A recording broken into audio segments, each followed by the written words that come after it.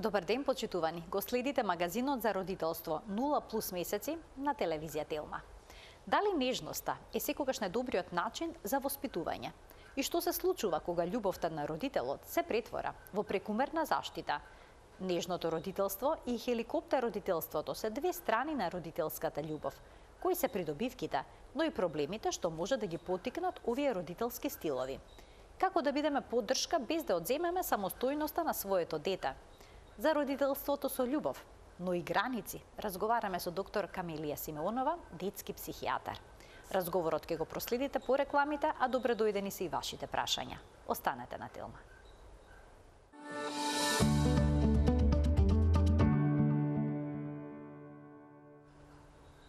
Нежно и хеликоптер родителство, тоа се две страни на родителската љубов.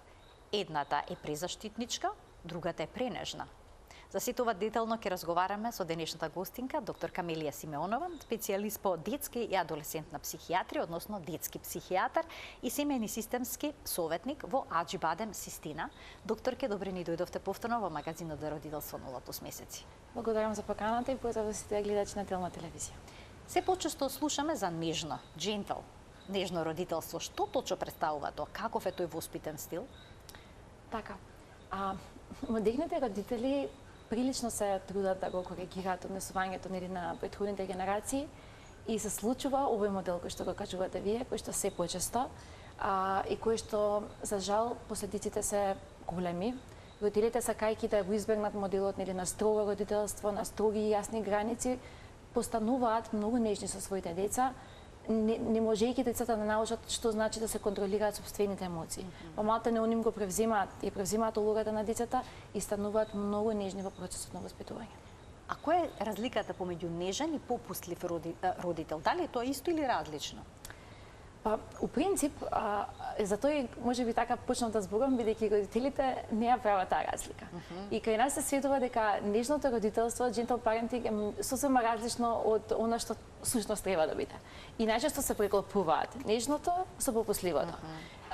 Би требало да има голема разлика, заради тоа што попусливоста значи дека нема дисциплина, нема граници, нема правила во семејството, а нежноста значи дека јас сум тука за тебе, меѓутоа ти ги поставувам границите какви што треба да бидат.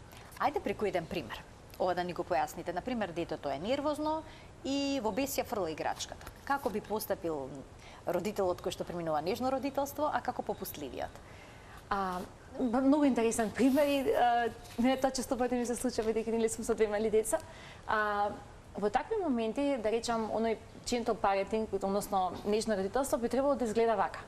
Гледам дека денеска ти си игра, можеби ти си игра топка, можеби сакаш да фрламе нешто, сакаш да излеземе надвор да фрлиме, бидејќи овие предмети навистина не е убаво да се кршат. Овие предмети се за чување. И го вадиме детето надвор, му даваме алтернатива каде што нели оно има начин како да ја испразни таа енергија која што има во себе. Попусливиот родител реагира првиот пат, реагира вториот пат и на крајот добра ајде, земи играј се со нејзи да искршиш, ќе искршиш. И всушност тука нема правила. Во првиот модел има правила. Играчката е за играње, не е за фрлање. А во вториот модел, нели, ние ги слушаме солзите на детето, го пуштаме и детето учи дека може да прави малку што сака. Дете нека прави што сака. Така е. Еднаш кај дете ќе порасне. И еднаш кај дете ќе порасне, всушност оној најтоксичен стил кој што за жал, нели сакајќи да го заштитиме нашето дете, да не ги имаме солзите на нашето дете, попуштаме и оној момент кој што нели се плаќа, последиците најмногу се чувствуваат во адолесценцијата. Велат дека нежното родителство резултира всушност од цела генерација млади луѓе кои што немаат никаква почит кон повозрасните ниту кон авторитетот. Кон авторитетите воопшто. Има вистина во тоа? Да, има поврзаност и тоа е заради тоа што само имајќи граници, само имајќи правила, ние можеме да создадеме вредносен систем. Ако немаме јасни правила, ако немаме јасни граници, вредносен систем не постои. И всушност ние им ја крадеме на децата онаа лекција која што можеби нели ние сме имале прилика со малце построгото родителство да воспоставиме, тоа е да ги контролираме емоциите, да ги контролираме нагоните. И оној момент кој што е сосема очекувачки, децата во првите години од животот развиваат, учат контрола на фрустрации, контрола на емоции. И ако ние постојано им попуштаме се, нив им просто како да им знаете како да правиме? Како да лошо не постои. Ние ги учиме децата дека се е супер. И првата препрека во животот која ќе се јави, тоа е за нив многу туѓо, многу страшно. И тука се јавува еден момент на неконтролирани изливи на бес. Малтане ќе кажат, тој школско дете ова личи како на тантрум. Да, бидејќи скокната е развојната фаза каде што детето требало да ги научи емоциите. И последиците за тоа велам се гледаат во адолесценцијата, во тој пубертет, односно родителите просто велат како ова дете да не е скочило од нас, ние не сме такви. И тоа е најчестата реплика која што слушам од родителите и јас верувам дека они ништо намерно не сакале да погрешат во системот на воспитување, меѓутоа никогаш родителството не понесува, несвесно правиме грешки, попуштаме, меѓутоа со тоа не им даваме, како да кажам, плюс на децата, тоа е она контрауслуга што би рекле старите. Дали е значи дека одговорноста се учи само доколку се почувствува последица или не е така? Не мора да детето да почувствува последица. Апсолутно не се согласувам дека треба да има последица. Ние ако јасно поставиме граници, дека еве конкретно за играчката. Играчката е за играње. Детето знае дека е за играње и не треба да има последици, ние го казнуваме. Знае дека играчката служи за играње, не за фрлање. А што се случува? Обично родителите нели пуштат, добро дете, се додека не скрши некој предмет кој што навистина дали има сентиментална вредност, дали има она материјална вредност, не е ни важно, родителот реагира бурно, се зошто го скрши тоа. И ќе го казнат. Тоа дете било научено дека може да прави што сака. И казната е она која што дополнително прави револт и отфрлање на просто детето како да се наоѓа во на првична фаза животна каде што отфрла, кога нешто не му се допаѓа максимално го отфрла на реактивно отфрлање. И просто ние го кочиме нашето дете. Самите ние. Па се како да се постават граница без казна, без прито да станеме заложници на детската волја. Така е. Прво, може би тоа најтешко. А како е нежното родителство тоа би се случува и многу едноставно, само што родителите многу се чувствителни на солзите на нивните деца. Најпрво детето ќе проба, нели? Еве сега да земеме да не сме нонстоп со играчката, меѓутоа еве, пример, не знам. Женско дете ќе земе пример од мајката некој карме, некоја шминка и мајката еднаш два пати ќе дозволи. После третиот пат ќе земе нешто што навистина не треба да го допре, дали нели тие бои се штетни и мајката реагира бурно. Сега, наместо да имаме ваков момент, што правиме? Објаснуваме на детето дека овие работи се за возрастни. Дека ова е навистина за возрастни и дека еден ден и оно ќе може да ја користи. Детето толку долгорочно не дека ќе разбере, меѓутоа детето сваќа дека ова не е за него. Му нуди родителот во тие моменти некоја играчка негова, ги носи дрвените боички. Еве ако сакаш да се шминкаш како јас што се шминкам, можеш да боиш во боенката. Дава алтернатива. И тоа дете нема потреба да биде казнувано, зашто она ќе земе со дрвените боички или со фломастерите ќе бои. Нема да се шкрта или нема да се шљапа со кармени по лицето. Тука е моментот, не мора да ние да казнуваме. А обично што се случува, ние ќе допуштиме многу и после паника на фаќа не знаеме што да правиме и тогаш всушност ние користиме казна. Сега ако направиш вака, веќе нема да дадам нешто. И обично тука оние попустиви родители еднаш два пати нема да му дадат, третиот пат ќе му дадат и дете во очи дека вреди да проба. И ќе почне да плаче. И се погласно ќе плаче, на крај на најгласното плачење родителот дава. И всушност ние го учиме детето дека треба доволно гласно да вика за да добие. Ние тоа го учиме детето. Ништо друго. Така, кога сме нежни, а кога се плашиме од конфронтација со сопственото дете, тоа ми беше следното прашање. Баш е тоа. Моментот е каде што ние, знаете како, солзите на децата навистина, особено децата липаат, тоа се стварно големи солзи, кои наш викаат старите крокодилски солзи, и тука родителот попушта. Тука се случува на момент каде што не може да родителот не може да гледа, не дека детето не може да издржи. Едноставно така како стално што велат во градинка, не треба да биде детето спремно за да појде во градинка, родителот треба да биде спремен за да појде детето во градинка. Заради тоа што детето низ нашите реакции учи што е дозволено, што не е. И верувајте, во првите години од животот децата и како е таа интуитивна интелигенција развиена и како не чувствуваат. Дали е точно дека нежното родителство ги учи децата да ги идентификуваат и изразат собствените емоции? Да. И она правилно gentle parenting, она правилно нежно родителство кое што е јасно, организирано, систематизирано, тоа родителство апсолутно ги учи децата да имаат емоции. Заради тоа што во тоа родителство детето учи дека и позитивните емоции постојат и негативните емоции постојат. И дека животот е испреплетен и од убави нешта и меѓутоа и од негативни нешта. Она зашто велам дека е полошо грубото родителство или родителство каде што има насилство, каде што има нели со казни, со навреди, со сето тоа. Заради тоа што од најрана возраст нервниот систем на детето се развива. Што тоа значи? Центрите кои што се и како одговорни за емоциите, амигдалото, цело ревард систем кој што го имаме во мозокот, знаете ли што учат кога вие тепате дете или кога казнувате, кога одирате? Правени се анализи. Детето добива исти чувства како да е во војна, како кога војник е во војна. Зашто? Заради тоа што тој систем наместо да има еден убав синаптичен пат, се случуваат импулси кои што буквално го реактивно го будат детето и прават оние моменти каде што детето почнува ако научило да мокри, прави регрес, повеќе не може да контролира тоалета, јавува низа на соматоформни поплаки. Така што и како нежното родителство е најдоброто родителство ако се спроведува правилно. Како што треба. За жал, се почесто ние гледаме дека нежното родителство се поистоветува со попусливоста, а тие работи се сосема различни. И не за џабе, нели на почетокот и го кажав тоа, чисто за родителите да бидат свесни, сосема се разликува попусливото од нежното родителство. Значи нежното родителство всушност се темели на разговор, така е. Поставување граници, така е. Почитување на истите, доследност. И почитување така. Доследност, бидејќи без доследноста ништо не постигнуваме. Сега, дали нежното родителство е реално возможно во современиот начин на живот кога родителите се враќаат од работа уморни, под стрес, имаат повеќе деца? Дали за секоја грешка можат со секое дете да разговараат надолго и широко? За тоа велам, ова е извънредно прашање, Марија, и ова нешто кое што е многу често поставувано нели од страна на родителите и јас ќе ги навратам родителите малце назад во времето на ран развој на детето и се знаеме дека првите 9 месеци мајката е со детето. Така што тука нема изговор, тука нема многу работа, тука нема ливи дека не оди на работа или било што прави. Грешките се од најрана возраст. И кога имаме повеќе време, и кога имаме, да речеме, помош од страна на некој друг, грешките се во првите години од животот. Сите мислат дека нели они сега треба да прават нешто кога детето адолесцент. Не, тогаш не се гради. Тогаш е земјотрес. Никој не гради во земјотрес, ме разбирате. Значи, апсолутно адолесценцијата не е период кога се прават граници и правила. Раниот развој е кога детето да речем директно зависи од нас, кога ние сме на некој начин одговорни за учење на емоции и контрола на емоции. И затоа јас често патим велам на родителите, градинките се извънредни. Заради тоа што знаете како, ако вие сами го чувате вашето дете дома, она бара играчката. И вие, бидејќи нели тоа дете дома, едно е, му ја давате. Во градинка детето учи дека 10 деца треба пред него да си играат со играчката, односно да почека. Почекувањето во детската возраст е онаа една контрола на емоции, контрола на фрустрации.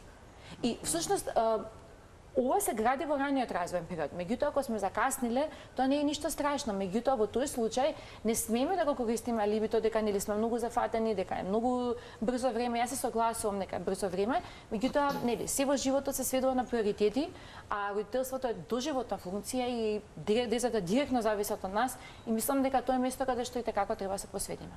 А дали треба и родителот да умее да ја исконтролира собствената емоција, собствените емоции, за да може да го смири детето? Браво. Ова е најубавото нешто што го кажавте.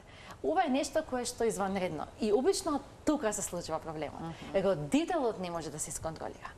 И он почиња да вика, сваќа дека викнал, сваќа дека сгрешил зашто викнал и дава нешто што е забрането. Тоа е тој циклус на попусливост. Тоа е тој момент. И знаете како родителите, родителството е вистина најсензитивна категорија и јас тоа пробувам суптилно на родителите да им го кажам дека нашата контрола на емоции значи контрола на емоции на нашето дете. Значи треба повеќе да работиме всушност на себе. Точно. Има ли докази дека нежното родителство навистина гради посамоуверени, посамостојни деца? Да? Да. И оној помалку бунтовни? Да. Заради тоа што оној реактивен систем кој што ви го објаснив, кој што е одговорен за емоции, контрола на емоции, кај децата, кои што немале јасни правила и граници, е нарушен. И се јавуваат низа на потешкоти развојно, низа на потешкоти од различни, да речам, психопатологии. А кај деца кои што имаат смирен нервен систем, кои што имаат квалитетен сон, кои што имаат предвидлив ден, кои што имаат предвидливи правила, и те како се докажани, и тоа овие студии се правени во многу земји. И сите се во прилог дека нежното родителство, односно родителството каде што се знаат правилата и границите, се почитуваат, детето не се користи систем на навреда, не се користи систем нели на висок тон, него систем каде што почитуваме сите и родителот почитува. Тие деца имаат прво многу подобри школски вештини, многу подобра емоционална регулација и знаете, тие работи развојно ни се нас гарант за квалитет во иднината. А од каде потекнува всушност овој концепт на нежно родителство? Од каде произлегува? Да, многу интересно е тоа што видени се баш оние работи кои што ви ги кажав на скенови на мозок и кај деца кои што се нели малтретирани, тепани, зоставувани, нели каде што казната е систем на вреднување, не наградата, дека има доста, да речам, реактивни фокуси во самиот ум кои што прават потешкоти на концентрација, на помнење. Тие деца се хипервигилни, постојано како нешто да ги гони, како нешто да не може, како нешто внатре да работи во нив. И тие нормално да имаме пример некаква болка, ние сме помалку ефикасни. И апсолутно науката се посветила тука да види што се случува. И апсолутно видела тоа што е мозокот на дете кое што нема правила, нема граници, има дисфункционално семејство, односно дома се користи висок тон, се вика, се удира, нели се користат оние, да речам, негативни аспекти, тие деца имаат застој во нивниот развој. Натака имаат потешкоти во сите сфери. И она кој што ни го вели науката е сериозен процент. Нарушувањата во адултниот период, кои што се конектирани нели со психата, 75% од нив потекнуваат од детството. Што значи дека само 25% има шанси возрастниот човек актуелните случувања да го поместат. Да го поместат, така. Се друго е детството. Тоа е извънредно важно. Траумите се влечат од тој период. Така и, знаете, и кога тоа дете ќе се соочи утреден со нешто, со некаков стрес. Наставничката ќе му пререче нешто, ќе викне, некој дете ќе го бутне. Тоа дете не ја доживува само оваа случка. Ги доживува сите случки кои што биле травматски за него. Буквално сите. И тој нервен систем е хиперреактивен, не е сталожен. А дете кое што е чувано како што во едни, да речам, мирни услови, во едно функционално семејство, во едни јасни правила и граници, тоа дете кога ќе му се случи некоја негативна емоција, тоа дете разбира дека негативната емоција е само таа и дека нели ќе се преброди. Не е поврзана со низа на други стресогени фактори кои што на него му потврдуваат чувството на безвредност. Бидејќи знаете како? Ако им викате на децата, они не престануваат да ве сакаат вас, престануваат да се сакаат себе. И тоа мора да го знаат родителите. Нема дете кој што не си ги сака родителите. Престанува да се сака себе. Што е страшно. Зошто нежното родителство стана популарно баш во овој период, во ерата на анксиозни родители, кога има преголеми очекувања од нив? Мислам дека ако реално разговараме околу таа тема, не е дека нежното родителство е на некој начин причински последично врзано со нели анксиозните состојби. Него оној момент на погрешно нежно родителство прави анксиозни деца. Јас се согласувам дека како што сега има анксиозни, депресивни деца, со нарушување во однос на исхраната, со низа на, како да кажам, на соматофорни поплаки, на дисфункционалност, на пад на концентрација, на пад на школски способности не било никогаш. Меѓутоа, тоа не можам да кажам дека е нежното родителство виновно за тоа, туку системот каде што ние нежното родителство го поистоветуваме со попусливото родителство. Значи, погрешна перцепција и погрешен пристап во родителството, комплетно. Ќе ги вклучиме гледачите. Од овој момент, почитувани, емисијата е контактна. Имаме навистина една интересна тема. Зборуваме за современите стилови на воспитување, за современите родителски пристапи.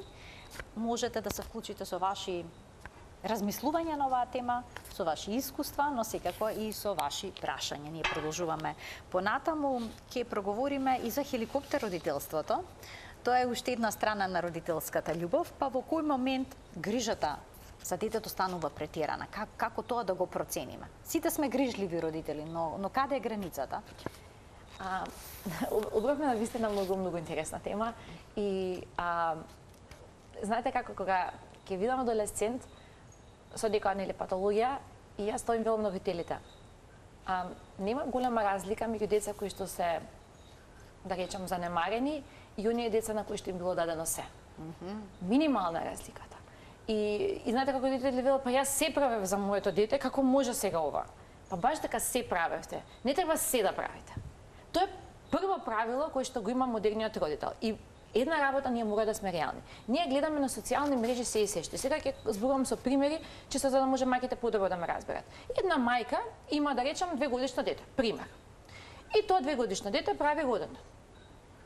И сега, мајката гледа на социјалната мрежа, не конкретно на Инстаграм, гледа, скрола, надоле гледа. Овие направиле ваква торта, ставиле такви балони, имало такво засликање, После тоа, детето го одделе ваму и ваму, она не го однела. И почиња мајката да има грижа на совест. Почнува да ќе се прошета во парк, ќе види како други родители може да му дадат на детето 5 работи, например, што таа не може да ги даде. И тука родителот да, како да кажам, да се под наводници искупи за тоа што не може да даде се, почнува да се поистоветува со детето, почнува да просто како да го превзима детето, баш како хеликоптер над него. Тука е мама, ова ќе ти даде, ова ќе направи, сега ќе биде, не се секирај, јас ќе направам. Не се мачи, мама ќе ти ги врзе потечињата. Не се мачи, мама може тоа. Не се секирај, мама ќе го направи тоа. И тоа се сведува на просто како ние да не му даваме развој на детето, просто како ние да сакаме тоа дете вечно да не биде бебе, вечно да не биде мало. И му браниме да порасне. И ние му браниме и оној момент кога ќе се соочи со една, да речам, реална средина на училиште, каде што нели не му ги врзуваат патичињата, не му ги сецкаат, не знам, саламките, не му даваат низа на работи кои што ги бара, тоа дете не го сака школскиот систем. Не го сака, затоа што школскиот систем му ствара негативни емоции. Ама за тоа сме виновни ние. Тоа не е видно на детето, нема детето патологија. Ние сме направиле грешка во тој процес, сакајќи да бидеме, па ќе кажам, безпрекорни. И тоа не е со цел, јас знам дека тие родители тоа не го прават со цел за да погрешат, напротив, они прават со цел се да дадат и баш на алтруистички сета љубов што имаат ја даваат, меѓутоа на децата не им треба сета љубов. Им треба онаа љубов која што ќе ги направи нив функционални. Бидејќи знаете како децата се гости во нашиот живот. Треба убаво да ги угостиме и да ги пуштиме додатно. И ќе видите на Балканот дека се помалку децата се сепарираат од фамилиите заради тоа што ќе видите мајка и ќерка која што мајката има 20 години, мајката нели можеби 50 и мајката зборува за ќерката, да ние си бевме, ние правиме, да ние можеме. Ние е симбиотички однос и тој е оправдан само додека детето е доенче. Кога ќе се зафатите дека велите вие за дете кој што има повеќе од 2-3 години, тогаш треба да се прашате дали можеби не се поистоветувате и не го правите детето да биде како една целина со вас. Така, повеќето родители сакаат да си ги заштитат своите деца, се јавуваат кај наставниците во име на детето, кај тренерите, кај нивните пријатели. Сето тоа може да наштети? Да. Заради тоа што знаете како, за да цените нешто, нели, за да и постои вредносен систем, треба да има некакви очекувања, треба да има некакви правила, треба нешто да правиме. Знаете како, ако ние, тргнате по себе, ако, например, завршите, пример, некои 5 задачи, и после тие 5 задачи ви дадат, не знам, ваучер за патување или за одење некаде, вие стварно ќе бидете мотивирани да ги направите 5 задачи. А ако вие секако ќе одите на патување некаде, зошто би ги правиле тие 5 задачи? Ќе седнете и ќе ги правите? Јас се прашувам кој би ги правил. Тоа го правиме на децата. Им даваме се без било што тие да направат. И они просто учат дека нели светот им следи и после кога ќе се јави некој што ќе им покаже дека светот баш не им следи само на нив, тука се јавуваат оние први симптоми на дека детето нема капацитет да го поднесе. И тука всушност паѓа ефикасноста, функционалноста на детето. А како изгледа хеликоптер родителството во ерата на паметните телефони, кога во секој момент тие може да проверат со локатор каде се наоѓа? Во секој момент им е достапно со телефонски повик. И се но повеќето го прават од страв. Ги знаат пасвордите, го потвараат телефонот. Сака да знаат каде детето во секој момент надвор. И фактот од безбедности причини. И фактот дека денеска телефонот ние што го велиме стално е црна кутија. Значи телефонот е се што ќе види родителот. И некогаш родителот гледајќи ги тие содржини, прави еден сериозен проблем кон себе си, а тоа е кога ќе прочита нешто што не му се допаѓа, се разочарува сопственото дете, почнува нели тоа да го манифестира, да го кажува и вербално, да просто како да оној момент кога ќе видиме дека детето е различно од нас, ние се чувствуваме загрозени. И всушност хеликоптеродителството е тоа. Заради тоа што ако не е исто како нас, значи ние сме погрешиле, а ако ние сме погрешиле, ние сме се љути на самите себе. И ствари кога сме се љутини на самите себе, ние му се љутиме на детето. Пошто ние сме едно, а не сме две. Ја тоа стално го велам на родителите. Децата не се наше продолжување, тие се нови битија. И пуштате ги да бидат нови. На тоа се должи еволуцијата, тие се нови, нека бидат нови. А како да им дозволиме на децата да паднат, за потоа да научат да станат? И буквално и метафорично. Буквално. Знаете како кога дете ќе падне, не викате, обично ја тоа го слушам у парк. Како бе падна, само ти паѓаш бе се сопна и го слушам тој вака ми чука срцето баш на некоја фреквенца и ме вознемирува, морам да бидам искрена. Во моментот кога дете ќе падне, во ред паднало детето, се случило, веќе штетата направена, детето паднало.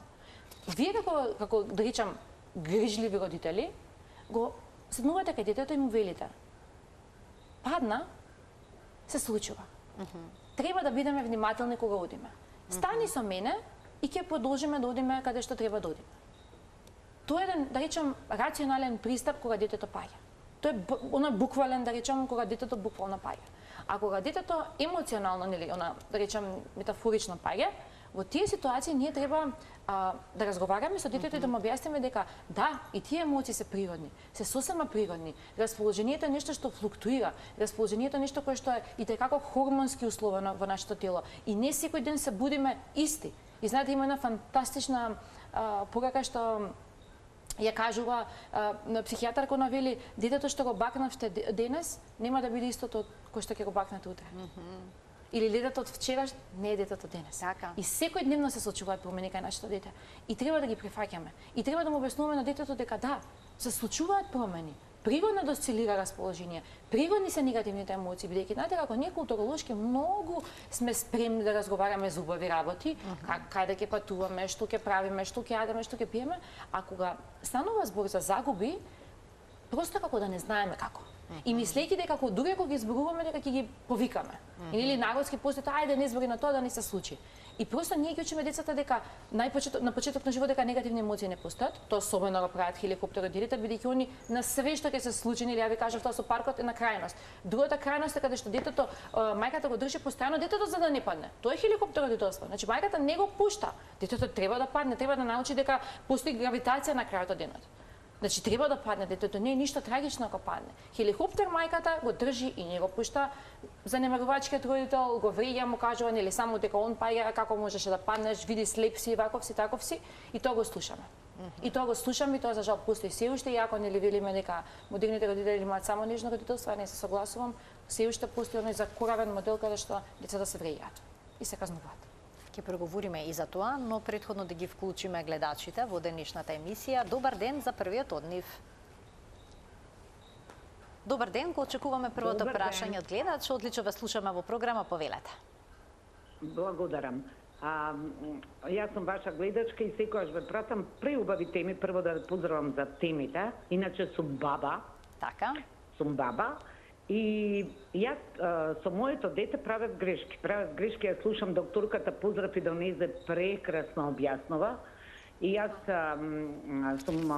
мислам, детето ми расташе само со мене, се остави со сопругот и премногу заштитнички. И чудно е дека тој не ми бараше, јас се му возможував. Се. Мама дојди вамо, мама ќе ти купи ова. Се осеќа виновна дека бев поставена и дека он има само со мене и правев се за него, што на крај не е добар. Сега кога ќе го видам мојот син е прекрасен човек, но кога ќе ги видам неговите пропусти, тоа не се негови, мои се. Така. И вистина ги гледам моите пропусти, сега што збореше докторката, сега он има две дечиња, прекрасни, сопруга, прекрасно семејство, но некојаш знае да изреагира, јас тоа ич не го сакам. Јас не сум била, мислам да покажам, знае да го искара, односно ставаат, знаете како, ставаат што може, не може, тоа ми се допаѓа, но некојаш ќе го испратат ако многу плаче во соба, ке го удрат по пеленките, малец ке со овие 4 другиот не носи, ама ќе му рече во соба, малиот по пеленка и ке го во соба. И сакам да прашам дали е тоа исправно или не. Не сакам моите деца да ја чувствуваат, не знам, да чувствуваат, не е тоа агресија, туку син ми нема повеќе толеранција, знаата, има повеќе толеранција, како што збореше, ќе им објасни, тоа не е убаво, ова треба да го правиме, дај да си играме. Мојот син е малку потемпераментен, тој ќе рече, не може, готово, крај. А јас тоа не го сакам, бидејќи јас сакам, вистина, моите деца, односно и внучиња, да ми израснат во едни здрави, психофизички луѓе. Така. Тоа е моето. Мислам, такав мислење да ви споделам и докторката, браво. Вистина, браво, толку ми ја мислам, си се гледав себе си преку нејзините говорења и се надевам, и само да ви кажам, мислам дека многу родители не ја гледаат емисијата дека е во ова време. А оваа емисија треба да биде за родителите. Дали треба да направите некој поинаков термин, но емисијата има и на YouTube. За време на викендот има репризи, така што не гледаат. На едно место и вистина им треба поука. Видете, ние не се раѓаме да бидеме родители. Ние само љубовта не води да бидеме родители. Така. Ви благодарам за вклучувањето во програма, за сугестијата, за споделувањето на вашето искуство и секако за прашањето. Повелете, Камилија. Вака, најпрво сакам да поздравам гледачката и сакам да се заблагодарам за искреноста, бидејќи знаете како многу е ретко да родител прифати, признае пред себе дека да, пропустима. И тоа се изванредни капацитети, а оваа гледачка, значи, тоа го направи јавно, го направи, нели, буквално го сподели со нас. И тоа навистина еден голем чекор и, нели, сега она грижа која што има таа, нели, дали внучињата, дали, нели, они ќе продолжат да функционираат или дали ќе имаат последици од ваквото родителство. Прво сакам да објаснам нешто психодинамски што се случува. Нејзиниот син растал, нели, мајката кажа, она сакајќи, нели, да компензира, бидејќи го чувала и се до тоа, она била многу нешта. И синот научил една работа. Он добро знае кога бил пубертет, кога му се случила првата, да речам, љубовна можеби врска, како травматично ги доживал тие негативни емоции. И овие деца учат една лекција. Аха, јас не смеам да бидам ист, јас не смеам да погрешам. И децата, интересно е, во воспитниот систем, или се копија, значи реплика, или се корекција. И сега синот, пробувајќи да биде корекција, може би зазема една малце поинаква, да речам, поинаков пристап, а тоа е, нели, каде што санкцијата постои. И нормално, а машките, прво, мажите се тестостеронски. Ја тоа стално го викам, тестостеронот не е хормон поврзан со емпатија. Така што жените многу често очекуваат дека мажите ќе реагираат на ист начин, дека ќе бидат, нели, емпатични, топли и сето тоа, меѓутоа мажите биле ловци во минатото и мажите како имаат сосема различен пристап и не треба да, нели, да им го замераме тоа. Меѓутоа, она кој што би ја советувала гледачката, доколку секако има можност да го разговара со нејзиниот син, е тоа да проба да имаат уедначеност родителите во воспитниот процес, бидејќи јас добро ја слушнав дека таа кажа дека сопругата е нежна, да, дека, нели, она објаснува, меѓутоа таткото го става во соба. И сега што се случува? Тоа е двојна порака во детскиот мозок.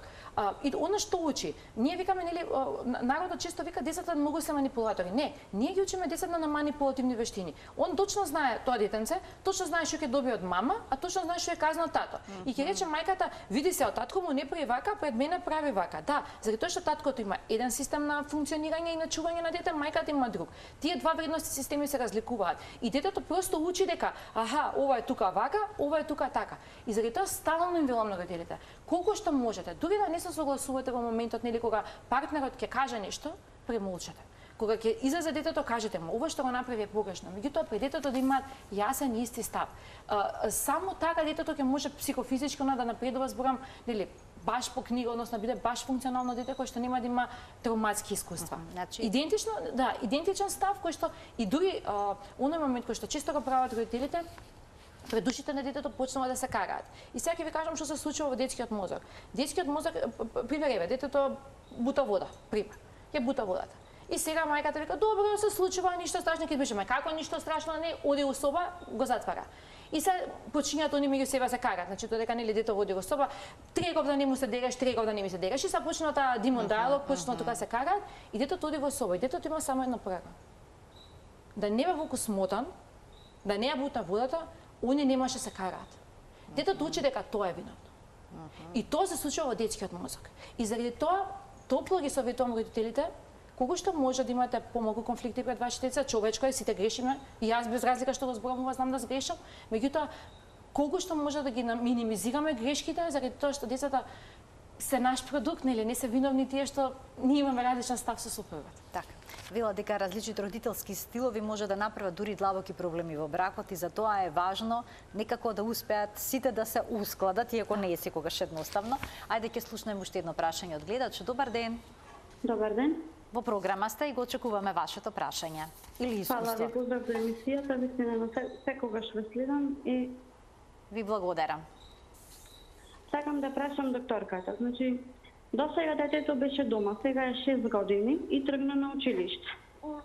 Детево е премногу нежно, да речем, во смисла со другарчината. Значи, знај да се расплаче, знај да каже дека го задеваат. И јас му кажувам дека треба, јас не го учам детево да биде лошо, но треба некогаш да врати како што му прават. Значи, се случува да го турнат. Кога ќе му кажам дека треба ито да постапи така, дома плачи и кажува дека тоа не сме да биде, дека тоа се лошите деца, дека едноставно тој не може така.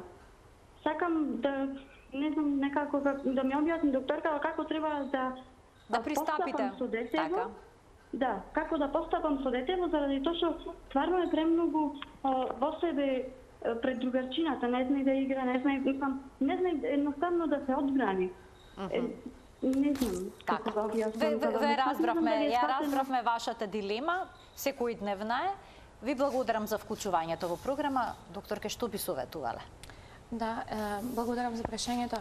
Најпрво само да ве прашам дали добро разбрав. Детето до 6 години било дома, не било во градинка. Јас така разбрав. Дали се уште имаме гледачката на линија? Не, ја нема. Се исклучила. Да, мисля, че не бидејќи така кажа дека до 6 години било дома, да. И тоа е моментот кој што и претходно алудирав на него, зашто толку ги почитувам и толку ги сакам градинките, е заради тоа што они таму ги учат сите можни вештини. У смисла, некако ми земе, знам да турнам, ја ќе си го земам, јас ја сакам играчката, и обично тоа се случува. Ќе видите и кога децата се мала разлика меѓу себе, дури да не одат у градинка. Едното дете сака едната играчка, другото истата играчка сака, без разлика, нели дома има 1500 играчки, таа ја сака, двете деца.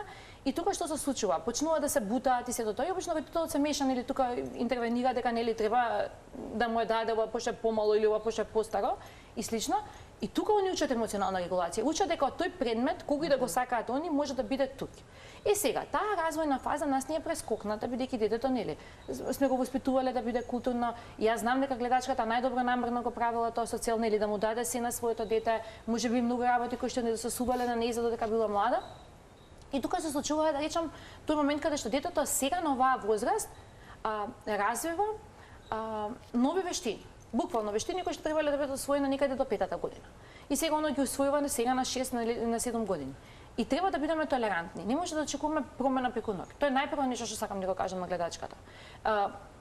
Промени за да се случат, за детето нели се интегрира како што треба во училиштето, да дели, ќе му треба можеби година, можеби 2 години ќе му треба да се адаптира, нели тоа е еден подолг период, бидејќи нели она 6 години било само имало тоа што му треба, не развило вештини. И јас стално гледам тоа како еден пример со домашно милениче. Маче што го чувате дома, сигурно дека нема да бара и да лута по цела куќа да најде храна зашто добива.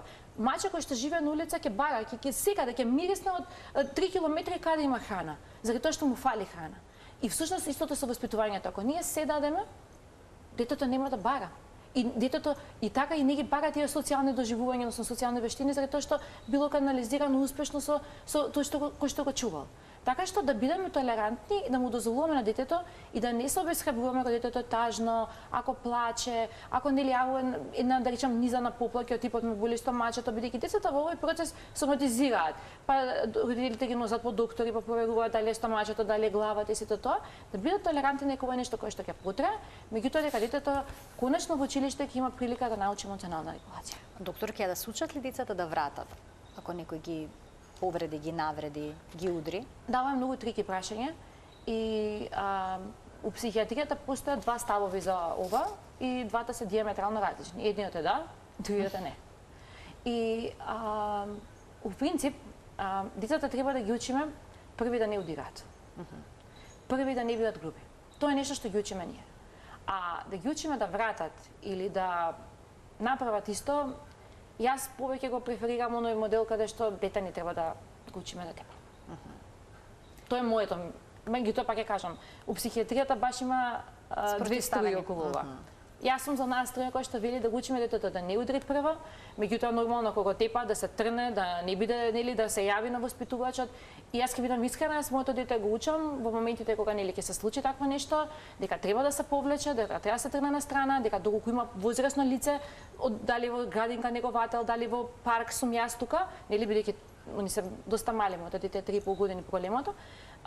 И на тој начин да нели сепак старатело да некој начин да ја контролира ситуацијата, нели да или да викне мајката на детето, не мајката доди сега да го кара детето, него да најде нели мајката која што е да и воочи дека нејзиното дете тепа. И тоа би било најкултурен момент каде што нели би се и мајката би имала уви дека нејзиното дете тепа и сето тоа би било баш некоја да речам компромисна ситуација. Доктор, ќе се случувало ли да треба да им објасните на родителите дека оддалечувањето од сопственото дете всушност може да представува најдлабок израз на љубов? Зборуваме за хеликоптер родители. Да. И морам да бидам искрена, премногу ги заштитуваат своите дете и се обидуваат постојано да живеат со нив во безбедна средина. Да, и морам да бидам искрена дека моментално пишувам книга околу ова, дека поштањето значи блискост. И баш ја наменив книгата за родителите да видат колку кога ги пуштаме нашите деца сме несебични. Бидејќи родителите имаат една слика дека ако јас не сум пожртвувана, ако јас не правам се, јас не сум добар родител. И тоа не е така. Но како да бидеме присутен родител? Нели велат многу е важно да бидеме присутен родител, полни со поддршка, а да не преминеме во презаштитнички родител, во хеликоптер. Да, извинете ме, да, извънредно е прашањето, знаете како? Зашто велиме посветен родител, бидејќи многу често се случува да родителите се дома. И они ќе кажат, дома сме, не одиме никаде, не одиме по кафани, не одиме никаде, не седиме, не одиме со пријатели на пат, тука сме, дома сме. И ќе го прашате, пример, таткото или мајката, и добро, како изгледа вашиот ден? Па ние се враќаме дома, децата ги пуштаме, нели, прават што прават, ние домашни работи, нели, куќа треба да се среди, сето тоа се нели репликите од родителите. И вие ќе добиете еден податок, дека они немаат заедничко време. Дека они немаат заедничко време. Или има на друг одговор кој што се добива од родителите, да, се враќаме, тука сме, седам јас одма и давам со нејза, почињам да учам, нели, доколку е школско дете, седам тука, се правам. Тоа е хеликоптер родителството. Тие се да речам двете крајности. Доследен родител, присутен родител, што прави? Пример, доколку треба да се јаде, јадат, и после тоа му посочува на детето дека јас сум тука. И кога му зборува не ето на телефон, со едната рака, со другата со садови, со алишта, него тука, на детето, тука сме, 100% сме со детето. Тоа значи посветеност. Па дури 15 минути на ден. Науката вели 15 до 30 минути на ден посветено внимание, значи на баш насочено внимание кон нашето дете е сосема доволно за функционално дете. Така што јас знам дека модерното живење е брзо, меѓутоа 15 минути до половина час има секој еден од нас. И во тие моменти му се баќам на детето и му велиме, напиши тоа што треба, нели, она што наставникот му го кажал и сето тоа. Ако било какви потешкоти имаш, јас сум тука. Не да пристапиме одма дека треба да учиме со него, јас сум тука за тебе. Тука децата се чувствуваат сигурно. Значи тоа се овие да речам три варијанти кои што нели се најчести сценарија во нашите семејства. А што е со периодот на пубертетот? Каков пристап тука, заштитнички, помалку заштитнички да се има, пристап постојано до детето со локатор на мобилниот? Интересно е ова прашање, морам да бидам искрена дека баш има опширен одговор околу ова, дека нели не би можеле да го дефинираме со една-две реченици, меѓутоа адолесценцијата значи што значи во превод, во главата на детето. Јас сум различен, сега јас сум голем, сега веќе ништо не ми може. Тоа е паролата која што ја носат младите. Факт е тоа. Прашувани се многу адолесценти и најчестиот одговор кој што го даваат адолесцентите е тоа. Јас сум веќе голем, нели веќе можам се сам. И всушност адолесценцијата е тоа, борба за идентитет, борба за себе постоење. И во тие моменти, ако ние сме многу со прашања, многу со насоки, со совети, адолесцентот се оддалечува од нас. Заради тоа што тоа му звучи како истата близина која што имал кога бил мал, а он сега е голем. И тоа е тој момент кој што ние мораме да внимаваме кога разговараме со адолесцент, дека треба да го важиме, нели, дека ти си сега поголем, можеш се сам. Јас сум тука, можеме да разговараме на низа теми, нели, не е сега, или например се случува една исто многу за жал варијанта кај родителите, детето ќе се довери нешто, за жал се случува многу често, и родителот после во нека капка тоа му го префрла. И децата апсолутно губат доверба дека треба било што да ни кажат на нас.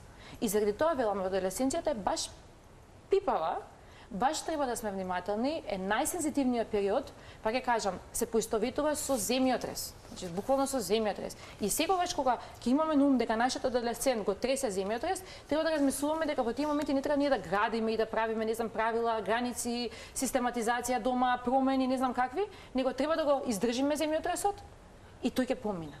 И то после имаме полека на кој што адолесцентот сам ќе гради. Ние веќе сме завршиле со нашата градба. Значи треба да се издржи тој период. Треба да се издржи и треба родителот да разбере дека добар родител не е секогаш родител кој што е максимално пожртвуван. И она што родителите често го забораваат е тоа дека забораваат дека си имаат себе во оние хеликоптер родителства. И детето учи дека љубовта значи 100% да се дадам. И они после таа љубов ја бараат во партнерските врски и ќе видите, трансгенерацијски во семејства каде што постои оној ултра близок однос, дека после некој време тие деца немаат деца. Заради тоа што не се сепарира. За да дете може да влезе во брак, треба да биде сепарирано. Така и ова е убаво што го објаснивте. Моето последно прашање за денеска е: сметате ли дека родителите денеска се изложени на огромен притисок да бидат совршени родители? Фантастично прашање за крај. Да, модерното родителство значи совршеност и она што стално им го велам на родителите, совршенството е илузија. Не постои. Имајте реални очекувања. Реални очекувања. И пак ја кажам, реални очекувања. Не очекувања на социјалните мрежи, не очекувања на соседите, не на оној кој што пријателите ни го кажуваат, него оние реални очекувања. Децата имаат фази, фазите се тука да бидеме со нив, секоја фаза бара различно нешто, можеби ние како родители треба да се доцираме околу која фаза, кои очекувања нели треба да ги има родителот, меѓутоа да не се оптеретуваат да бидат совршени. Сите грешиме. Родителството, она што го каже гледачката, не се раѓаме учени. Родителството е процес кој што се учи. Да, тој е доживотен, причински последично од нас излегува човечки живот, меѓутоа од родителството се учи. И е категорија која што трпи промени. И ние треба да бидеме отворени за тоа. Така. Секој од нас греши, но има начин да се поправи. Така е. Ви благодарам многу за вашето денешно исцрпно појаснување на оваа интересна тема. Благодарам за поканата. Почитувани доктор Камилија Симеонова, детски психијатар во Аџибадам Систина, беше нашата денешна гостинка во магазинот за родителство 0+ месеци. Ви благодарам што бевте заедно со нас. Имајте пријатен ден.